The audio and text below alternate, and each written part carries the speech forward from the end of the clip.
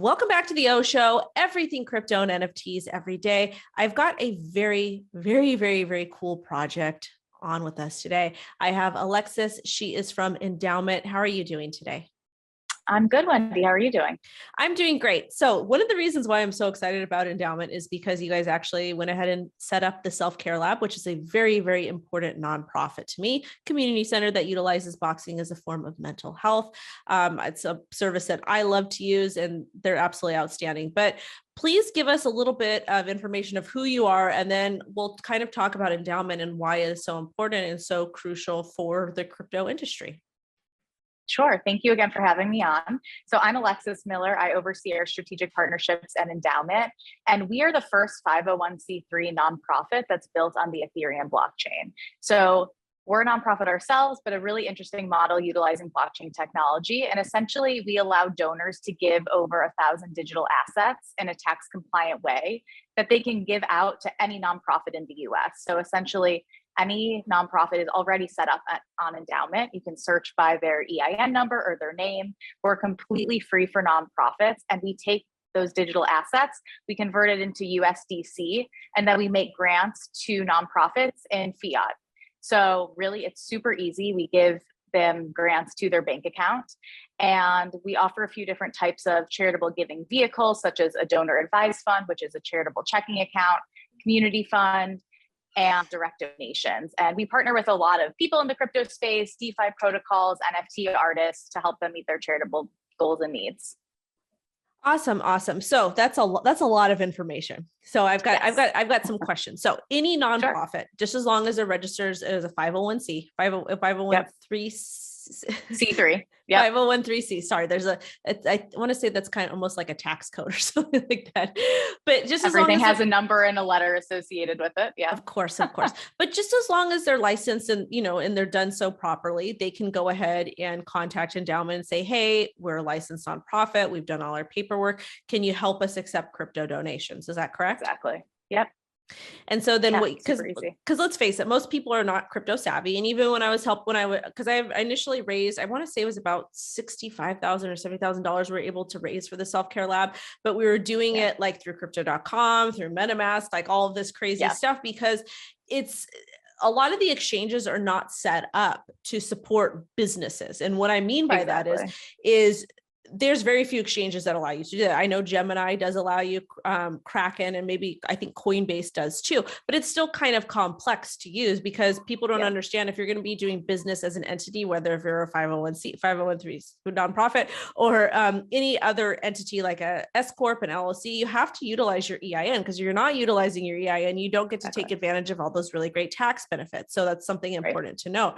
So we were doing stuff through all these different things. My tax guy hates me because we were, we're moving their money to some of my wallet addresses, and then so I can cash it out for them, because she wasn't able to get it set up that way. But basically at an ENDAOMENT, you cut all of that out to where the nonprofit or the charity can say, hey, this is what we want to do. We need help. Take care of us. Exactly. And since we're a 501c3 ourselves, we handle all of the receipting. So any tax information, any tax receipts that the donors need, ENDAOMENT handles it. So the benefiting nonprofit doesn't have to do anything. They don't have to engage with crypto. They don't have to receipt the donor. So ENDAOMENT takes care of all of that. Again, free for nonprofits, and donors pay a 1.5% fee on all transactions, but we're really a one-stop shop. So you don't have to open up accounts in multiple places. We're built on the Ethereum blockchain, but like I said, we accept over 1,000 tokens. So we have a form that people can fill out if they want to give in an over-the-counter way as well. So again, like one-stop shop. It's not like we only take 1 or 2 tokens. We accept anything, immediately convert it, and then give it to that nonprofit. And again, they don't have to worry about the receipting, the taxability, any of that. What if somebody wants to stay anonymous? Do people have to KYC, or how does that work? Yeah, super interesting. So both. The answer is we do both. So people can give anonymously. If somebody opens up a donor advised fund with us, which is like their own charitable checking account, we need their information, but they don't have to pass it along to the benefiting nonprofit. So we always tell people, like, in order to get that tax receipt, ENDAOMENT needs your name, your email, your address, but you can also give anonymously as well. And we can pass along whatever contact information you want to the actual recipient organization. So let's say you're somebody in crypto that's got quite a bit of money and you do not want to dox. You don't want a KYC, but you do want to go ahead and support some charities through cryptocurrency because that's what you feel comfortable doing. Can that person stay anonymous and still donate without you having to collect their data? Or are you guys obligated to collect the data for KYC because you are a nonprofit? Because I know it can get a little bit tricky in that aspect.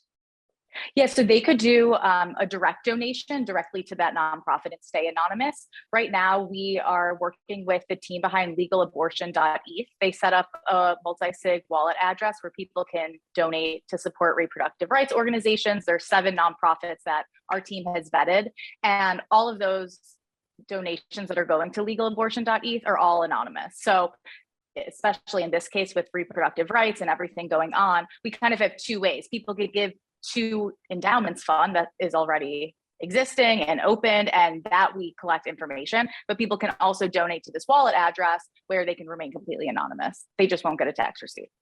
Okay, so basically you allow, just the nonprofit does have to KYC with you, and the person that is donating, they have the option to KYC if they want to get that tax write-off, or they can give anonymously.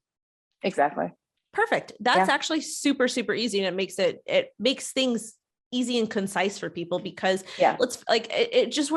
crypto is not as built out as what many people think. Even though we have all these exchanges, we have all these coins, we have all these protocols, we have all these services, it's still, as far as like the payment aspect of crypto, it's still not set up good enough, in my opinion, for small businesses or nonprofits. So the service that you guys are actually offering is amazing because it takes out, because let's face it, if I want to raise money for a charity, I'm going to have to go in and do quite a bit of work. And, not only is it going to be the education process, but setting up with the wallets and the private seed phrase and the custody and dealing with all of that stuff. So, question, I know that GoFundMe does sometimes censor specific types of things. Do you guys decide what type of nonprofits or do you guys decide what type of nonprofits that you're going to have listed on endowment, or you guys are just, you get to, if you're a licensed charity, licensed nonprofit, we'll help you?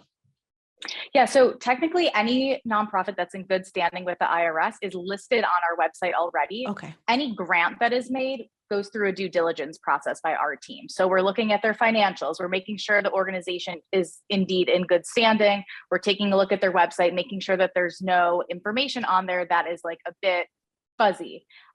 We also go off of the Southern Poverty Law Center's list of organizations that, hate crimes and other types of nonprofits. So we will not grant to anyone that's on the Southern Poverty Law Center's list. And that's just kind of our baseline. But really any nonprofit that's in good standing, if you go onto our website and you make a grant to them, we don't automatically just send it. They go through a due diligence process. We make sure the organization is still legitimate and in good standing. Take a look at their financials. And if all is good on our end, we send the grant through within 24 to 36 hours.